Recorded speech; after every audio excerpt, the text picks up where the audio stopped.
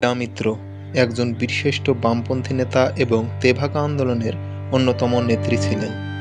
১৯৪২ সালে বাংলা ১৩৫০ সন সমগ্র বাংলায় দেখা দেয় দুর্ভিক্ষ। এই দুর্ভিক্ষের সময় কৃষকের ওপর শোষণের মাত্রা ভয়াবহ রূপ ধারণ করে। এই সময়কার অর্থনৈতিক দুরবস্থা ও রাজনৈতিক অস্থিরতার ফলে মরিয়া হয়ে ওঠেন শোষিত কৃষকরা। ৩ ভাগের ২ ভাগ কৃষকের এই দাবি নিয়ে বেগবান হয় তেভাগা আন্দোলন। ১৯৪৬ থেকে ১৯৫০ সাল পর্যন্ত রাজশাহী চাঁপাইনবাবগঞ্জ অঞ্চল তেভাগা আন্দোলনের নেতৃত্ব দান করেন ইলা মিত্র। শিক্ষাজীবন: কলকাতা বেথুন কলেজ থেকে তিনি ১৯৪৪ সালে স্নাতক শ্রেণীতে বিএ ডিগ্রি অর্জন করেন।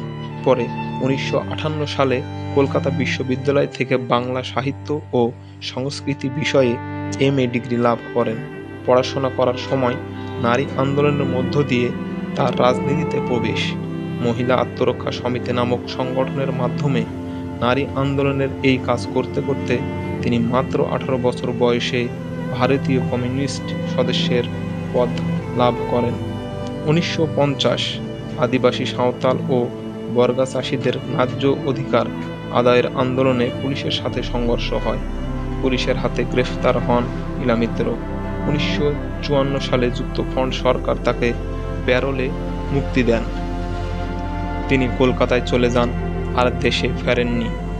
১৯৯৬ সালে ৬ নভেম্বর শেষবারের মতো তিনি নাচল কলেজ মাঠে আসেন এবং সাধারণ জনগণের মাঝে বক্তৃতা প্রদান করেন। তিনি জন্মগ্রহণ করেন ১৮ অক্টোবর ১৯২৫ খ্রিস্টাব্দে এবং মৃত্যুবরণ করেন ১৩ অক্টোবর ২০০২ খ্রিস্টাব্দে।